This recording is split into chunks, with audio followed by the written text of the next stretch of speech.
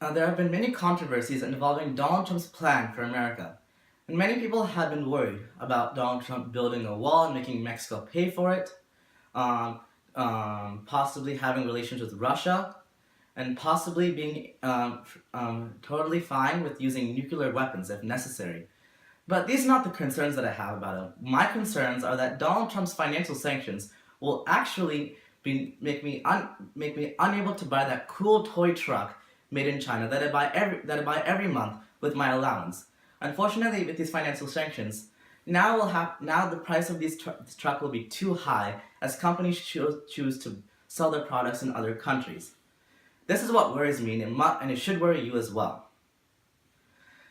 In Donald Trump's presidential campaign, Donald Trump has constantly voiced out concerns over companies outsourcing their products overseas. He has constantly stated that he will help solve this problem. For example, according to an article published by the New York Times on August 21st, 2016, Donald Trump has stated that he plans to implement 35% tariffs on companies choosing to outsource their products. What this means is that Donald Trump has a very specific plan to help involving financial sanctions to help companies stop outsourcing their products. This has caused many people to be concerned about what will be the impact of this on the American economy, and has caused many people to ask the same question. Will financial sanctions on companies outsourcing their products be detrimental to the United States economy? And unfortunately, the answer is a clear and resounding yes, for the following three reasons. Firstly, Donald Trump is actually losing confidence in his own plan. Secondly, this will only force companies to sell their products to other nations. And thirdly, this will not benefit the lower class and only make the rich richer. Moving on to my first area of analysis, which is that this will only force companies to sell their products to other nations. According to an article published by The Economist on December 21st, 2016, if tariffs were placed against these international companies selling products, these companies will actually have other nations to sell their products to, such as UK and Canada. This means that while the companies will not actually be hurt by these sanctions, the American people and economy will, as less and less of these products will be sold in the United States, causing their supply to run out and their prices to jack up. This is further exacerbated by the fact that almost 25% of American consumer spending comes in buying international products made overseas.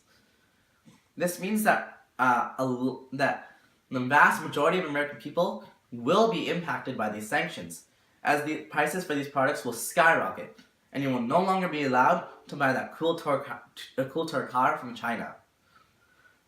Moving on to my next area of analysis, where I discuss how Donald Trump himself is losing confidence in this plan. According to an article published by the Washington Post on January 13th, 2016, Donald Trump has recently stated that he actually plans to lessen his tariffs from 35% to 25%. What this means is that Donald Trump is losing his confidence in his own plan as he realizes the detrimental effects it will have on the United States economy, as I stated earlier.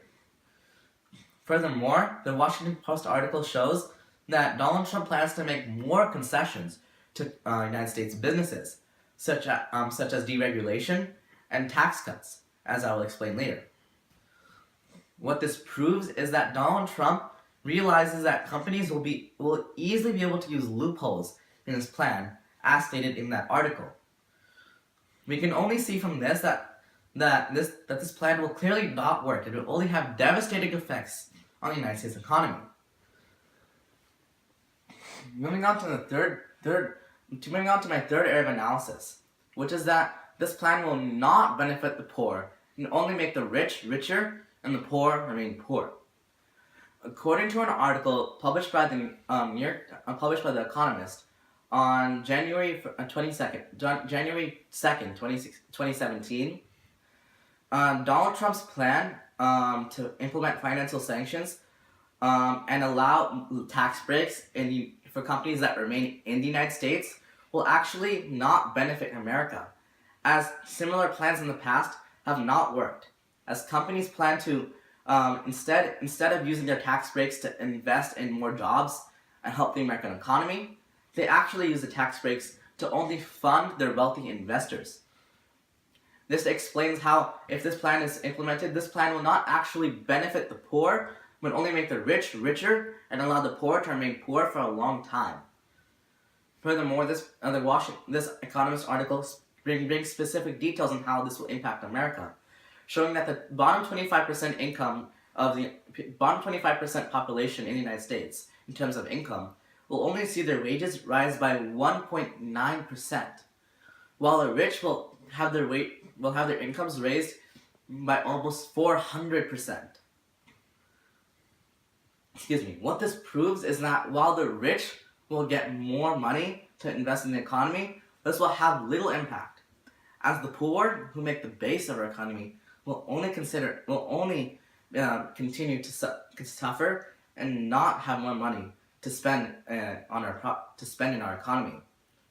This means that our consumer spending will remain stagnant or go down, and resulting in our small businesses to go down with them.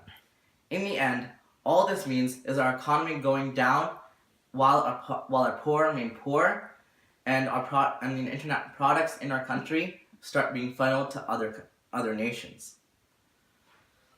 In conclusion, we can see that financial sanctions will clearly devastate the United States economy for the following 3 reasons. Firstly, that companies have the power to move their products to other nations. Secondly, 10 seconds. Secondly, that Donald Trump himself is losing confidence in his own plan.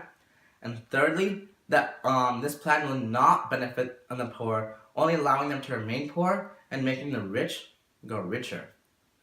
So while Donald Trump may be